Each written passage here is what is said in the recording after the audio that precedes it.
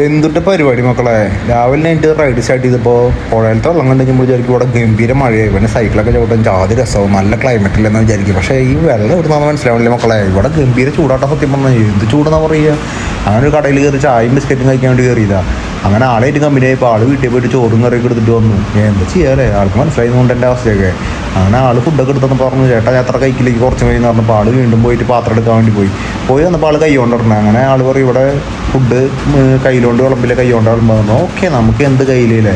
അങ്ങനെ കടയിലിരുന്ന് ഭക്ഷണം കഴിച്ച് റെസ്റ്റ് എടുക്കുന്ന നേരത്താണ് ആലോചിക്കുന്നുണ്ട് ഈ ബ്രോ വന്നിട്ട് ഒന്നും പറയണ്ട, നേരെ വണ്ടിയിൽ കയറി നമുക്ക് വീട്ടിൽ പോയി 2 ദിവസം നീ നിന്നിട്ട് പോയി പറഞ്ഞിട്ട് എന്ത് സംഭവം ഒന്നും മനസ്സിലായില്ല. ഞാൻ പിന്നെ ഒന്നും നോക്കാന്നില്ല, നേരെ ചാടി കയറിയല്ലാണ്ട് അപ്പം എന്ത് ചെയ്യുക. അങ്ങനെ അവരുടെ വീട്ടിൽ പോയപ്പോൾ വീണ്ടും ഫുഡ് അമ്മ അവിടെ നിന്നു. അപ്പോൾ ഫുഡ് കണ്ടപ്പോൾ വേണ്ടാന്ന് പറയാൻ പറ്റില്ല. അപ്പോൾ വീണ്ടും ഫുഡ് കഴിച്ചു. അങ്ങനെ പിന്നെ കുറേ നേരം റെസ്റ്റ് എടുത്ത് രാത്രിയാകുമ്പോൾ ഒന്ന് പുറത്തേക്ക് മാറുന്നു. പിന്നെ ജിമ്മിനൊക്കെ പോകാണ്ടായിരുന്നു. അങ്ങനെ ജിമ്മിന് പോയി ഞാൻ കുറച്ച് നേരം അവിടെ പോസ്റ്റ് അടിച്ചു. ഇവന്ന് പറയാനൊന്നും ഇല്ലാട്ടത്, ചെറിയ ചെക്കന് 23 വയസ്സായിട്ടുള്ളൂ. പക്ഷേ ബോഡി കണ്ടു കഴിഞ്ഞാൽ ഇങ്ങനെയാണ്.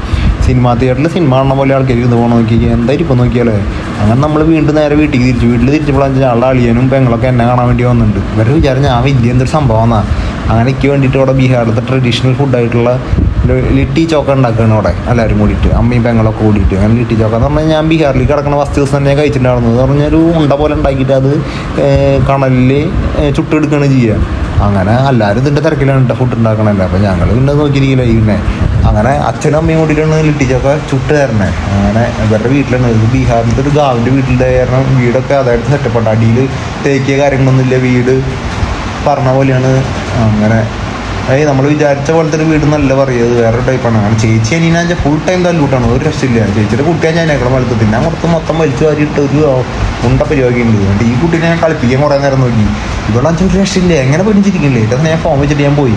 അങ്ങനെ ലാസ്റ്റ് വീഡിയോ നോക്കുമ്പോൾ ഇവിടെ ഇരുന്ന് എന്തൊക്കെയോ ചെയ്യേണ്ടിയിരുന്നുണ്ട്. വീടിൻ്റെ പുറത്തിറങ്ങിയപ്പോൾ വീടിൻ്റെ പുറത്തിറങ്ങിയ പാമ്പ് എന്തൊക്കെ ഇല്ലാത്ത ഇവിടെ കരിന്തകൾ, പല്ലികൾ, കുറേ വെറൈറ്റി സാധനങ്ങൾ. ഇവിടെ ശരിക്കും പറഞ്ഞാൽ പേടിക്കണം. വീടൊന്നും തേക്കാത്താണ്. ഡോറൊക്കെ പറഞ്ഞാൽ പറഞ്ഞ പോലെ നമ്മൾ രാത്രി കിടന്നുറങ്ങി കഴിഞ്ഞപ്പോൾ രാവിലെ ചിലപ്പോൾ നമ്മൾ അടുത്ത് നോക്കുമ്പോൾ ഈ സാധനങ്ങളൊക്കെ കാണാൻ പറ്റിയായിരിക്കും. അങ്ങനെ എല്ലാവരോടും യാത്ര പറഞ്ഞാൽ അവർ പോകാമെന്ന് പറഞ്ഞു. അങ്ങനെ ഓക്കെ എന്ന് പറഞ്ഞു. എന്നോട് നാളെ എന്താ പരിപാടി ഉണ്ടോ സെറ്റായി നിന്നോ നാളെ വരാമെന്ന് പറഞ്ഞു. അപ്പം ശരി.